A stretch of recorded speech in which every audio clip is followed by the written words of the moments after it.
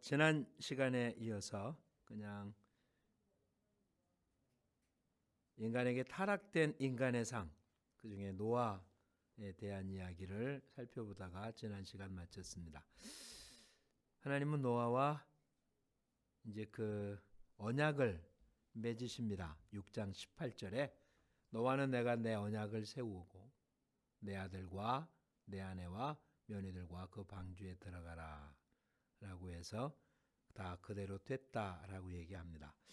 7장부터 이제 홍수 이야기가 나오게 되죠. 네, 중요한 모습은 1절에 이렇게 표현합니다. 여호와께서 노아에게 이르시되 너와 내 온 집은 방주로 들어가라. 이 세대에서 내가 내 앞에 의로움을 내가 보았음이니라. 노아의 의로움이라는 얘기가 나오죠. 의로움이라고 번역된 히브리어는 차디크라고 발음이 되어지는 단어입니다. 윤리적 의미로 완전하다라는 뜻이 아니고요.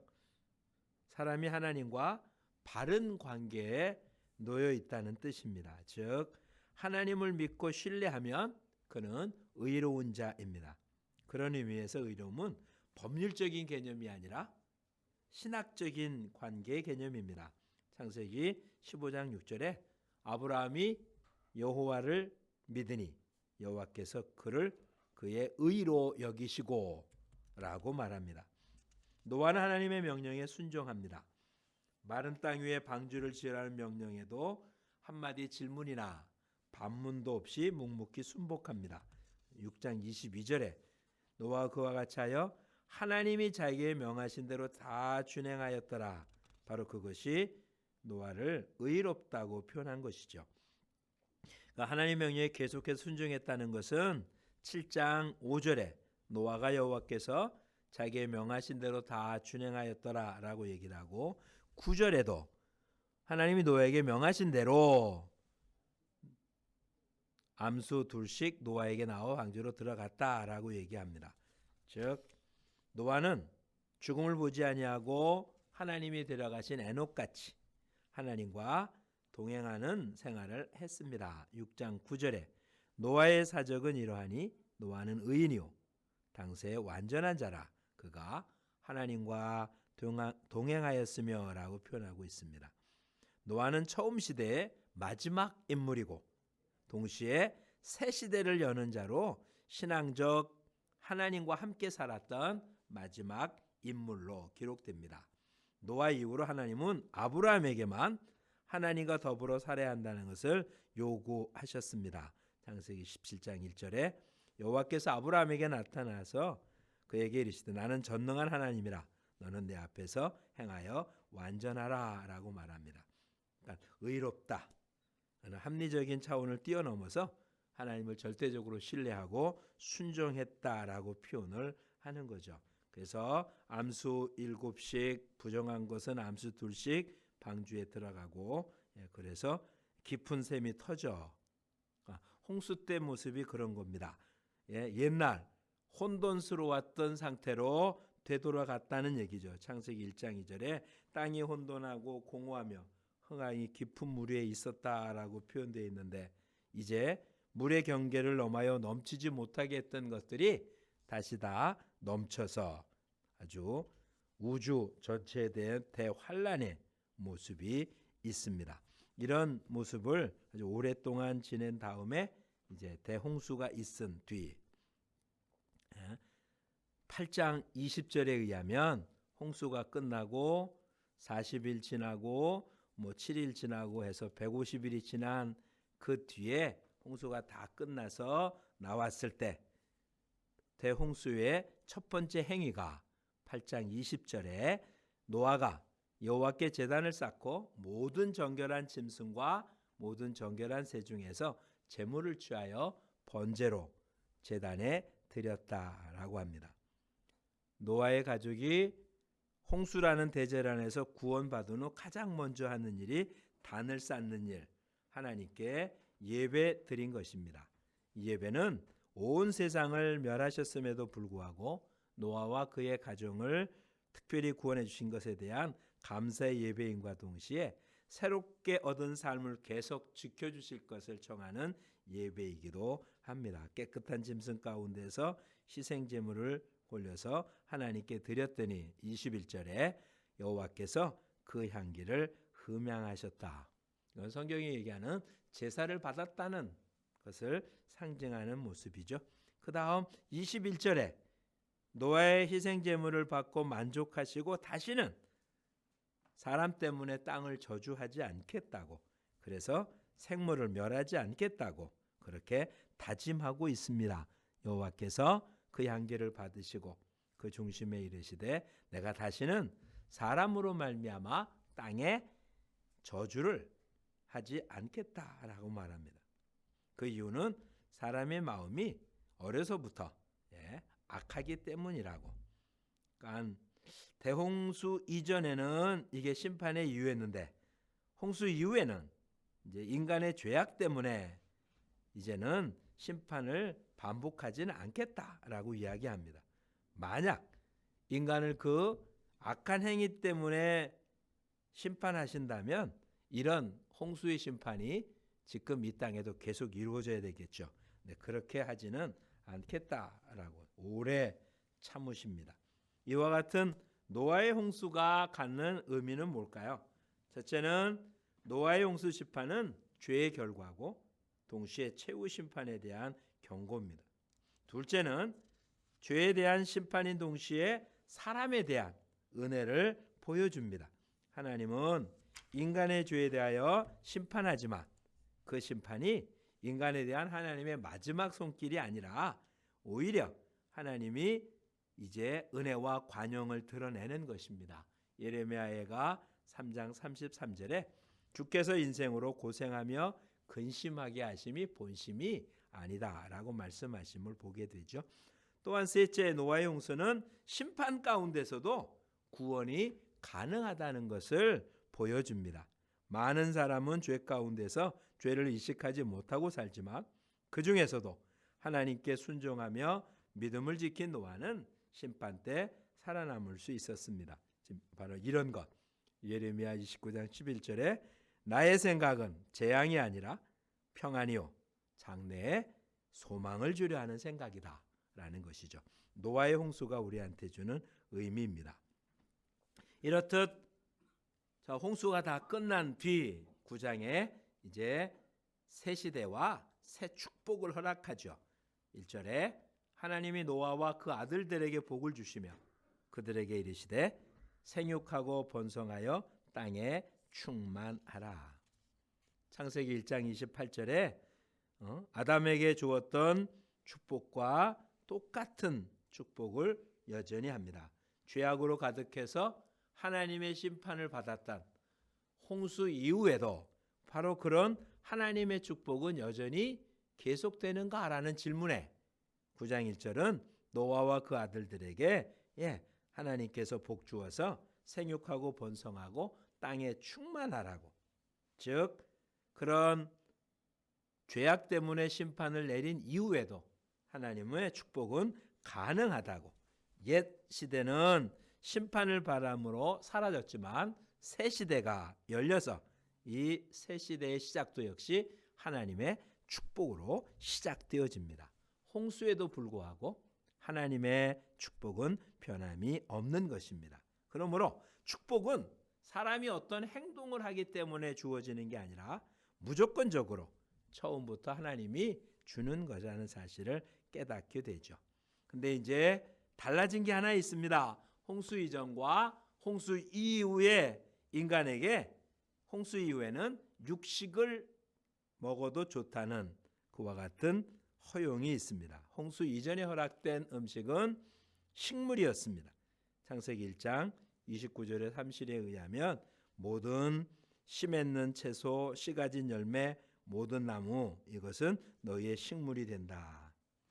근데 9장 2절에는 땅의 모든 짐승과 공중의 새와 땅에 기는 모든 것과 바다의 모든 고기가 너희를 두려워하며 너희를 무수하려니 그들은 너희 손에 붙였다. 인간과 동물 사이에 이제 평화 공존의 간증은 끝나고 이제는 계속해서 그러한 모습. 근데 이것이 이사야서 11장에 가면 이리가 어린 양과 함께 살고 표범이 새끼 염소와 함께 누고 송아지와 새끼 사자와 살찐 짐승이 함께 풀을 뜯고 마지막 때에 또다시 이렇듯 반목되어진 인간과 동물 사이에 양육강식의 모습이 해결될 거라는 사실을 보여주죠.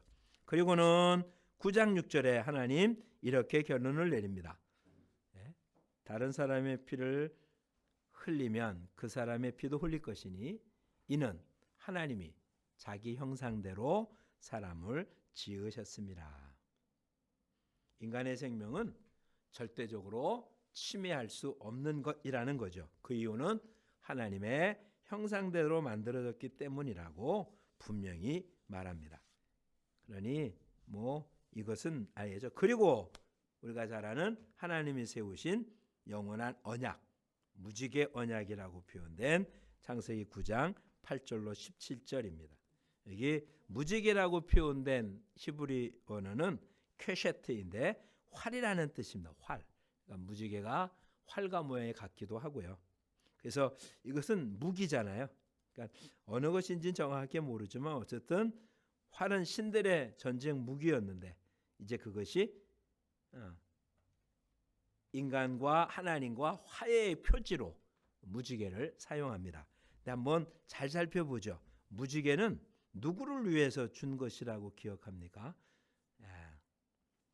9장 16절에 보면 무지개가 구름 사이에 있으리니 내가 보고 나 하나님과 모든 육체를 가진 땅의 모든 생물 사이에 영원한 언약을 기억하리라. 그러니 이제 그 무지개를 준 것은 사람을 위해서 준 것이 아니라 하나님을 위한 것입니다.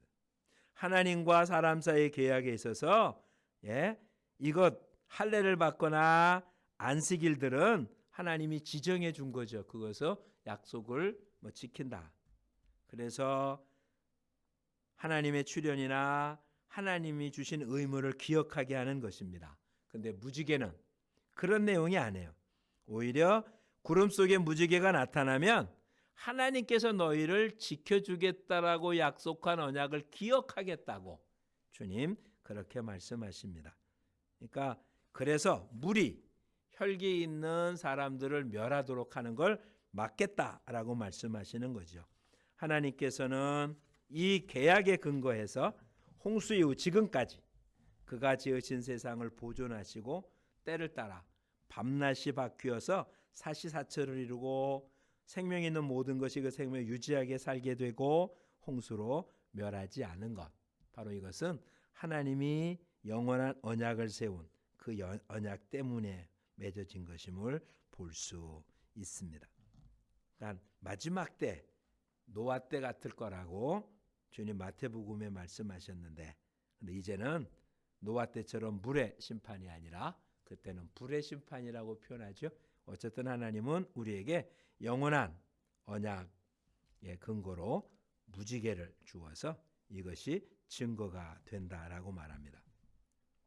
이제 그리고는 9장 18절 이하에 노아와 그 후손들 이야기가 나옵니다. 9장 1절에 생육하고 번성하고 땅에 충만하라고 한 것처럼 그 다음 9장과 10장에 노아의 족보들이 쭉 이야기 나오는데, 일단 9장 18절 이하에 우리가 잘 아는 노아가 농사짓고 포도나무를 심은 다음에 추에 있을 때 가나안의 아버지 함이 그를 비난했던 모습을 보게 되죠.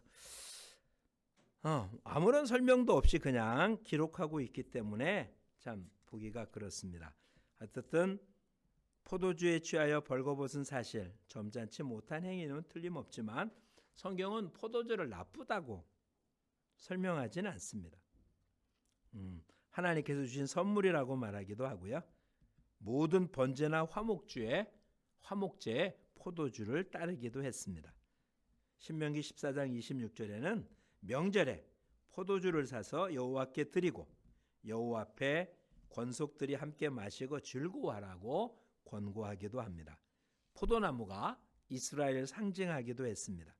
그러나 성경은 성전에서 주를 섬기는 자, 서원을 하는 자, 백성의 지도자들에게는 술 마시는 것을 금하기도 합니다.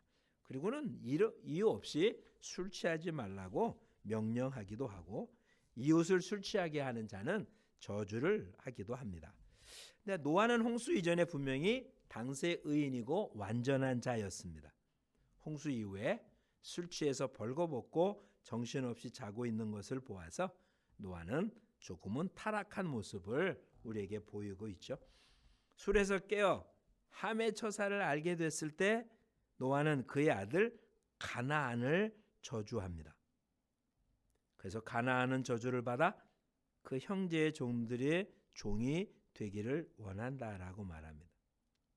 홍수 심판에서 구원받고 아담의 복을 이어받은 노아는 자식에게 저주를 내립니다. 그러니까 인간 역사에서 최초로 사람이 사람을 저주하는 모습이 오늘 9장에 기록되어 있는 내용입니다. 그런데 문제는 함의 잘못에 관하여 함이 저주를 받은 게 아니라 그렇죠? 가나안이 저주를 받습니다. 그러니까 함은 아버지를 그의 수치스러운 것을 감추지 않았기 때문에라고 되어 있는데 근데 노아가 함을 저주하지 않고 가나안을 저주했기 때문에 이것이 무슨 뜻일지 참 어려움이 많습니다. 어떤 주장들은 노아와 그 아들들에게 하나님이 복을 주신 만큼 노아는 하나님의 복을 무시하는 말을 함에게 직접 하기는 어려웠었기 때문에 가나안에게 얘기했다고 하는 그런 주장도 있고 함이 그의 아비에게 악한 짓을 했기 때문에 그 벌로 함의 아들을 저주했다라고 그렇게 나타나는 견해도 있고 노아의 아들들은 그 후손들을 의인한 것이기에 함의 후에 특별히 가나안 사람들의 문란한 모습으로 하나님의 저주를 나타낸 것이라는 견해도 있습니다. 그러나 문자 그대로 받기는 굉장히 어렵고요. 근데 어쨌든 그 가나안을 저주하고 있는 모습을 보면 이건 아마 성경을 기록할 당시에 가나안과 연결된 모습으로 보는 것이 더 적합한 표현일 수도 있습니다. 그리고는 10장에 노아의 아들들의 후손들이 기록이 됩니다. 여기서는 셈, 함, 야벳 이렇게 되죠. 이것은 어떻게 보면 다른 족보와 형식이 아주 유사합니다.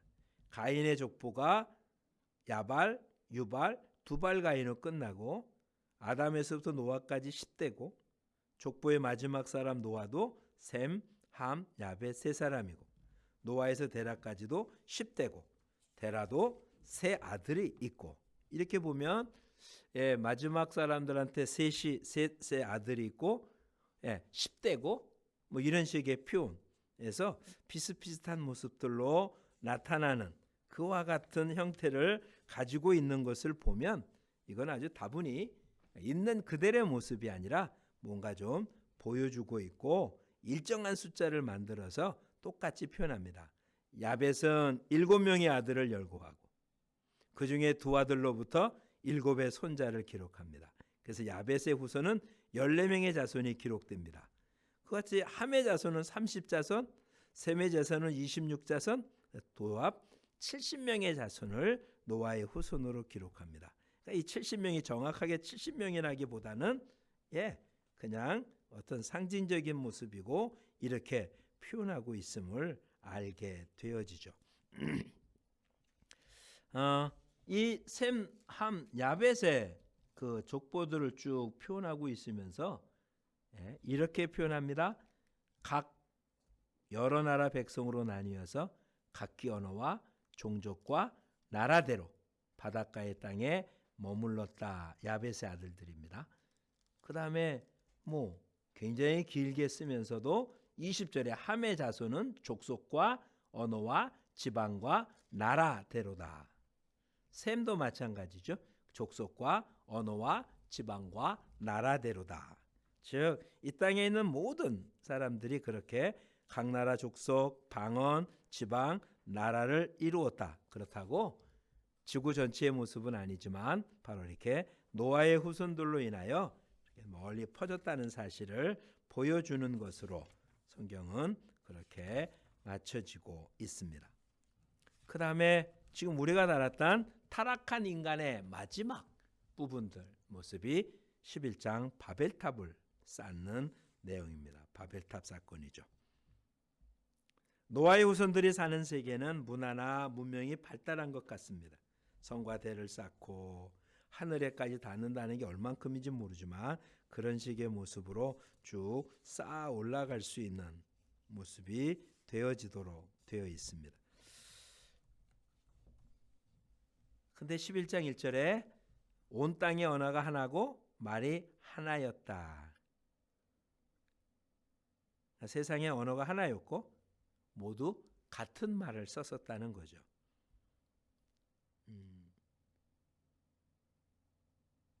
근데 그들이 함께 모여서 이렇게 흩어지기를 면하는, 그래서 하나님께서 그를 흩어버리는 방법 중에 하나가 언어를 혼잡하게 해서 알아듣지 못하게 했다. 언어의 다양성으로 인한 의사소통의 단절, 이게 하나님을 향한 인간의 반역에 대한 하나님의 처벌입니다.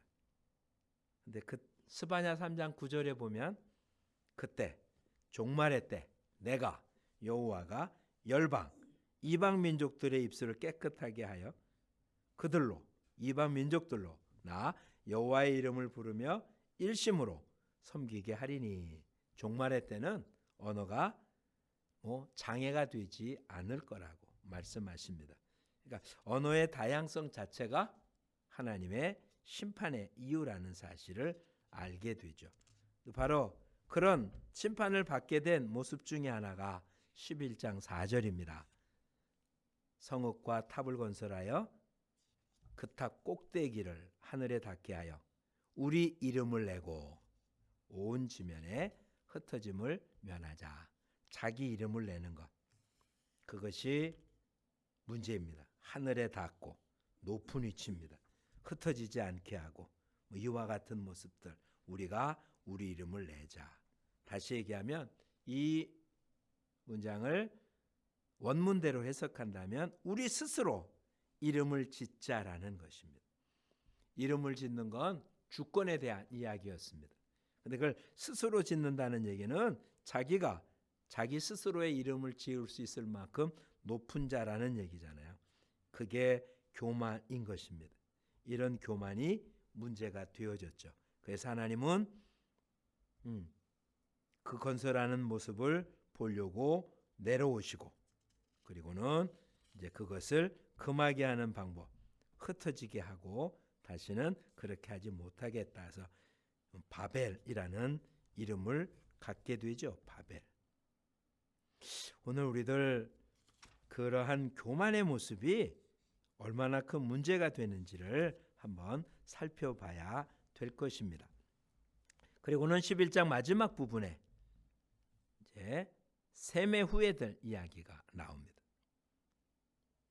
인간의 타락과 반역적인 세상에 대한 심판 이야기를 마치면서 셈의 족보를 소개합니다.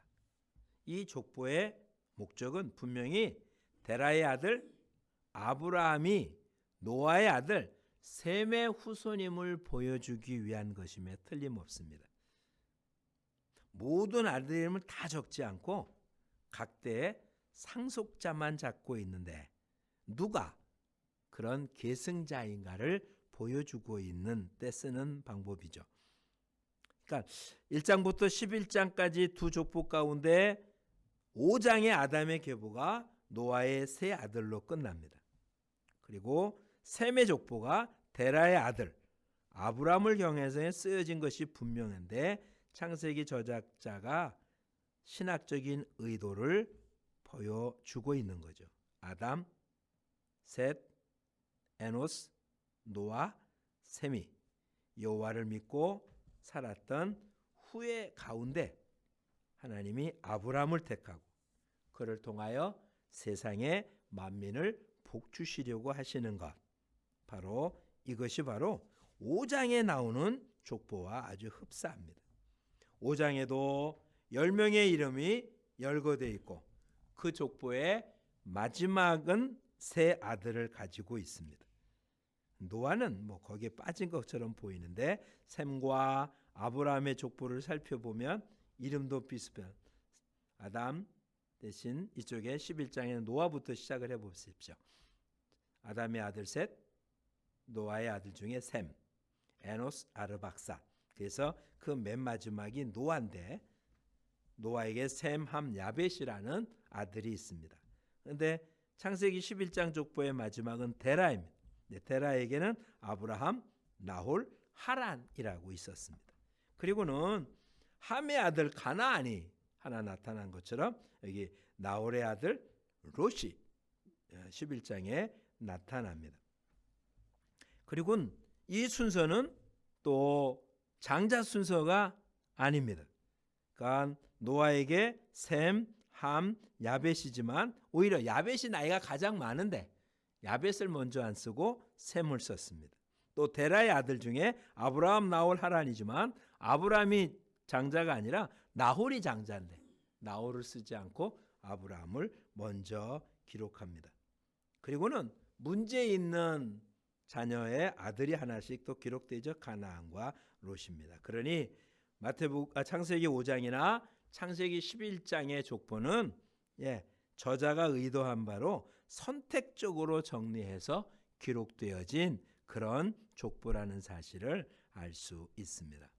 지금까지 창세기 3장부터 11장까지 살펴보았는데 인간의 타락은 인간 자신의 파멸뿐만 아니라 이 세상에도 심판과 멸망이라는 엄청난 결과를 초래한 것을 볼 수 있었습니다. 하나님은 죄 지은 인간과 그에게 반역적인 세상은 반드시 그 죄를 문책하시고 그에 따르는 벌을 내리는 분이십니다. 그러나 반면에 인간을 구원하시는 하나님의 노력은 끈질겨서 아담에게는 원복음을 주셨고 가죽옷을 지어 입히시고 가인에게는 표를 달아주시고 노아는 홍수 심판 중에 그의 가족을 남겨주시고 보존 계약을 주시고 노아의 후손 가운데 아브라함을 뽑으셔서 그를 통해서 아담에게 주셨던 복을 세상 만민에게 주시려고 하시는 것, 이것이 3장부터 11장까지 나타난 그와 같은 모습입니다. 타락한 인간, 그래서 하나님은 그 죄를 벌하지만 죄인을 구원하신다는 것이 3장부터 11장까지 나타난 내용의 요약이라고 생각이 되어집니다. 그러니까 이것이 오늘 우리들에게 준 창세기의 두 번째 큰 단락, 바로 타락한 인간에 대한 모습입니다. 계속해서 그 다음 이야기, 아브라함의 하나님 이야기를 그냥 살펴보려고 합니다. 굉장히 길죠. 어떻게 보면 창세기에서 가장 중요한 부분일 수도 있는 하나님이 아브라함을 택해서 부르시고 복 주시고 하는 내용이 창세기 11장 마지막 부분 27절부터 시작을 해서 23장까지 이르는 아주 긴 기간입니다. 그러니까 처음에 아브라함을 부르시고 아브라함을 복 주시고 아브라함과 언약을 세우시고 아브라함과 롯을 보호하시고 아브라함을 복의 근원으로 세우시는 아주 긴 내용들이 바로 여기에 기록이 되어집니다. 오늘 순간순간 하나하나 모습을 살펴보도록 하죠. 우선 창세기 1장부터 11장까지 내용이 인류 구원의 역사를 다루는 부분이라면 창세기 12장부터 마지막 50장은 아브라함, 이삭, 야곱, 요셉이라는 족장들에 관하여 기록해 주고 있습니다. 아브라함의 소명 사건은 인류 역사의 모습이 이제는 민족의 역사로 넘어가는 전환점이기도 하죠. 족장 시대는 하나님께서 아브라함을 선택하여 그의 구원 사역을 새롭게 시작하는 때입니다. 이전에는 하나님이 인류를 전체적으로 상대했지만 이 시대에는 특별히 아브라함 한 사람을 택하고 그를 통해 인류 구원의 역사를 시작하신 것입니다. 인류 구원이 한 사람의 선택으로 시작되는 그와 같은 역사적인 순간이죠. 아브라함은 75세에 부름을 받았습니다. 그의 나이가 이때까지 될 때까지 어떻게 살았는지 부름받기 이전에 아브라함의 삶에 대해서 성경은 침묵하고 있습니다. 중요한 것은 하나님이 부르신 그 이후의 삶이지 하나님이 부르기 이전의 삶이 아닌 것을 아브라함을 통해서도 알 수 있습니다. 이제부터의 삶이 아브라함이 살아야 할 진정한 생애입니다. 하나님은 아브라함에게 본토와 친척과 아비집을 떠나라고 명령하십니다. 본토는 아브라함의 삶의 중심지인 고향이고 친척과 아비집은 그의 보호막이 되는 피를 나눈 사람들을 의미합니다. 하나님께서 아브라함에게 요구한 것은 과거 그가 몸담고 있던 지형 공동체, 혈연 공동체를 벗어나서 새롭게 출발하는 것입니다.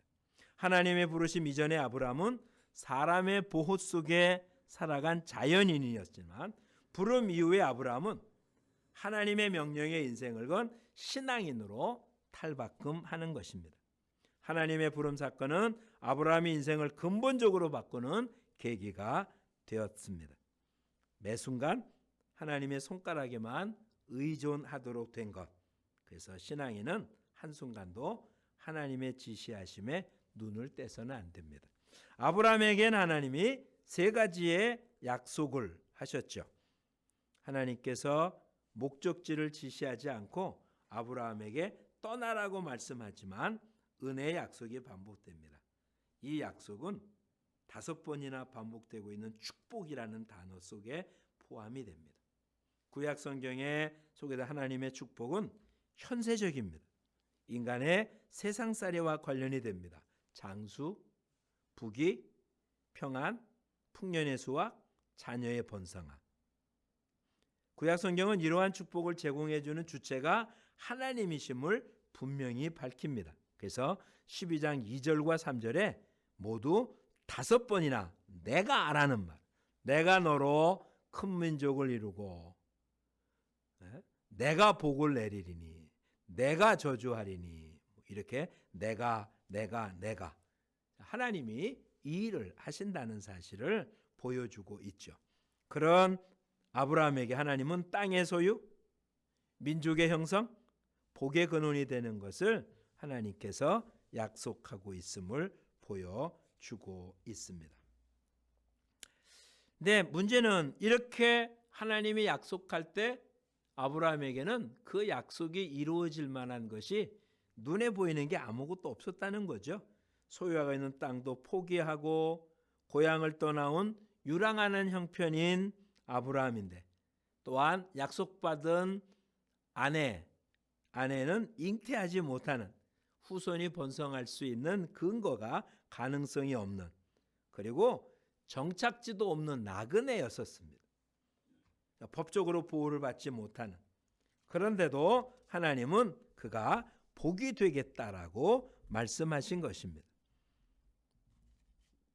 자, 이제 하나님께서 우리에게 약속한 아브라함에게 약속한 것 하나님이 아브라함을 택한 목적 바로 이것은 다른 게 아니라 모든 민족이 복을 받도록 하려는 것이 하나님의 의미입니다.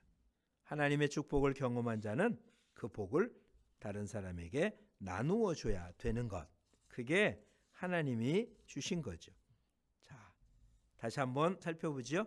하나님께서 아브라함에게 약속하신 것 첫째, 큰 민족을 이루겠다는 것. 둘째는 복을 주시겠다는 것. 이것은 물질적인 것을 분명히 뜻합니다. 셋째는 이름을 창대케 하겠다는 것. 넷째는 복의 근원이 되게 하겠다는 것. 다섯째는 아브라함을 축복하는 자에겐 복을 주겠다는 것. 여섯째는 아브라함을 저주하는 자를 저주하겠다고. 또 일곱째는 땅의 모든 족속이 아브라함을 통해서 복을 얻는다는 것. 그래서 복의 근원이라는 말과 연관이 됩니다. 여호와께서 아브라함으로 큰 민족을 이루게 하고 그 이름을 존귀케 하고 복을 주어 그를 보호하시고 그를 복의 근원으로 삼아 세상 만민이 그로 말미암아 복을 받게 하는 것. 이게 하나님께서 아브라함을 부르신 하나님의 목적인 것입니다. 이 하나님의 부르심에 아브라함은 응하죠. 그래서 본토 친척 아비집을 떠납니다. 4절에 의하면 이에 아브라함이 여호와의 말씀을 따라 갔고 말씀을 쫓아갔다라고 표현합니다. 근데 롯도 함께 갔다라고 표현하고 있죠. 그리고는 6절에 세겜 땅 모래 상수리 나무에 이르러 그곳에 이르고 그리고 7절에 그곳에서 제단을 쌓았다. 즉 아브라함은 여호와께 제단을 쌓고 그리고 8절에 여호와의 이름을 불렀다라고 표현하고 있습니다. 그러니까 하나님께서 시킨 대로 움직였고 그곳에서 하나님께 제단을 쌓고 예배를 드렸다라고 이야기합니다. 근데 장막을 옮길 때마다 그곳에 있는 제단을 사용한 게 아니라 여호와를 위한 제단을 새로 쌓았고 거기에 하나님께 예배를 드렸다라고 성경은 말하고 있습니다. 아브라함을 부르고 복을 주겠다고 약속한 것. 그런데 12장 10절 이하에는 실패한 아브라함의 모습을 성경은 보여줍니다. 9절은 남방으로 내려갔고 거기에 기근이 있어서 애굽으로 내려갔다. 뭐 이런 식의 표현으로 되어 있잖아요. 아브라함이 살던 가나안 땅에 기근이 들었습니다.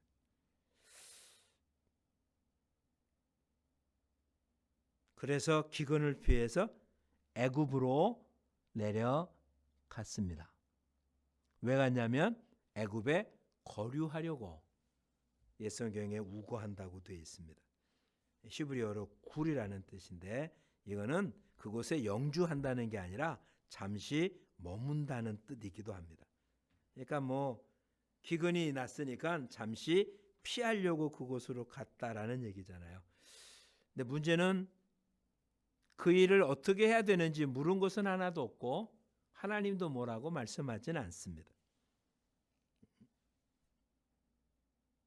어쨌든 하나님이 가라고 하는 곳까지 왔는데 그곳에 기근이 들었고 그 문제를 해결하기 위해서 그곳에 보낸 하나님께 묻지 않고 애굽에 내려가서는 또 그곳에서 두려움이 엄습해서 자기 아내를 자기를 죽이고 뺏을까 봐 누이라고 속이는 그와 같은 일을 하게 되고 그것 때문에 아내를 빼앗겼습니다. 그런데 문제는 여기까지 그냥 아브라함이 했던 일을 하나님은 그냥 성경에 아무런 주석도 없이 그냥 그런 일을 했다라고 이렇게 쭉 기록하고 있습니다. 근데 그런 아브라함을 하나님은 하나님의 방법으로 구출해 내셨다. 이게 지금 성경이 이야기하는 거죠. 이건 아주 중요한 모습입니다. 여호와께서 아브라함을 선택하고 그의 큰 뜻과 소망을 두고 인도하셨는데 아브라함이 하나님에게 묻지 않고 애굽에 내려간 것은 잘못이고 이 누란의 위기에 빠진 아브라함의 가정을 방치할 수는 없었기 때문에 여호와께서 사례를 구출하기 위해서 개입하신 것입니다. 바로의 집에 큰 재앙을 내리고 이 재앙이 어떤 건지 모르지만 바로는 이것이 사례를 데려왔기 때문에 나타난다는 걸 직감하고 이제 그를 책망하며 돌려보냈다라고 되어 있습니다. 그리고는 다시 처음에 제단을 쌓던 곳으로 와서 이제 그곳에 좀 했다. 이것이 오늘 12장에 나타나서 13장 4절까지의 내용입니다. 왜 그 넓은 광활한 땅에 아브라함은 애굽에 내려갔다 다시 그곳으로 왔을까요? 아브라함은 여호와께 묻지 않고 애굽에 내려갔다가 생명의 위협을 느끼고 아내를 빼앗겼습니다. 자기 지혜로 자기가 선택해서 찾아간 곳은 오히려 불안만 있었고 자기는 무기력하고 그리고 초라한 나그네였습니다.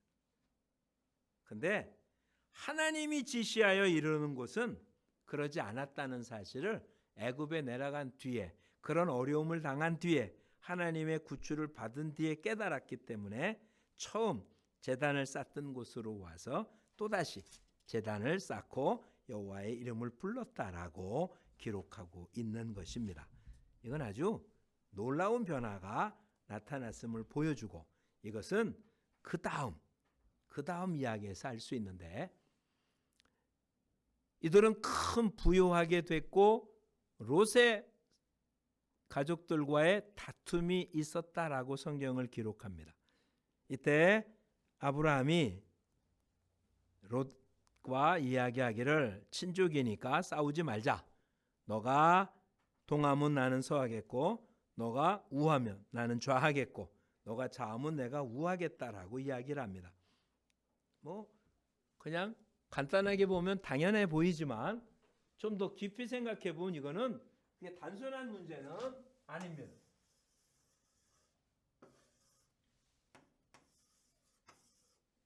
가나안 땅의 모습 이게 지중해입니다. 가나안 땅의 모습을 그림으로 그려본다면 이 자체 가나안 땅, 뭐 이게 갈릴리, 이게 사해고 갈릴리라고 생각해 봅시다. 그러니까 동쪽과 서쪽은 전혀 다른 형태입니다. 이 가운데가 높은 산악지대이고요. 이 서쪽은 그런대로 굉장히 가난한 블레셋 사람이 살고 있는 땅임에 틀림이 없습니다. 근데 여기서 동쪽과 서쪽이 나올 때 동쪽이 이 요단강 근처였고요.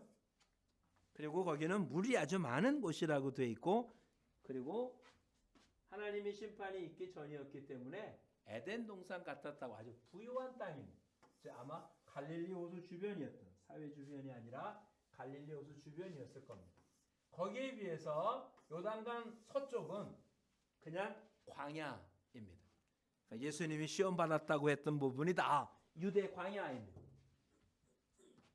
이렇게 나눴으면 좋지 않았겠어요? 남북으로. 그러면 이쪽에 물도 있고 광야도 있고 물도 있고 또 광야도 있고 그런데 그렇게 안 하고 이렇게 나눕니다. 너가 우하면 내가 좌하겠고 너가 좌하면 내가 우하겠다. 그러니까 풍요로운 것과 풍요롭지 않은 거 잘라버렸어요. 뭐 그럴 수도 있다고 생각이 되지만 한 가지 더 생각해 보기 바랍니다. 이 일이 있기 전에 어떤 일이 있었는지. 기근이 들어서 여길 떠나 애굽으로 가야 됐던 경험을 했던 아브라함입니다. 물이 얼마나 중요합니까?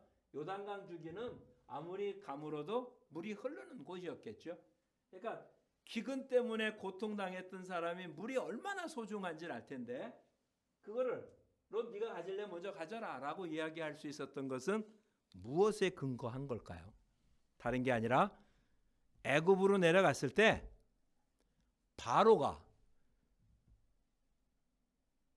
아브라함을 불렀던 하나님 앞에 꼼짝 못한다는 사실을 그가 목도한 것입니다.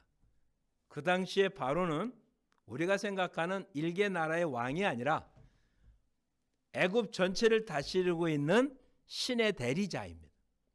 가장 큰 나라는 가장 큰 신이 있는 그런 나라죠.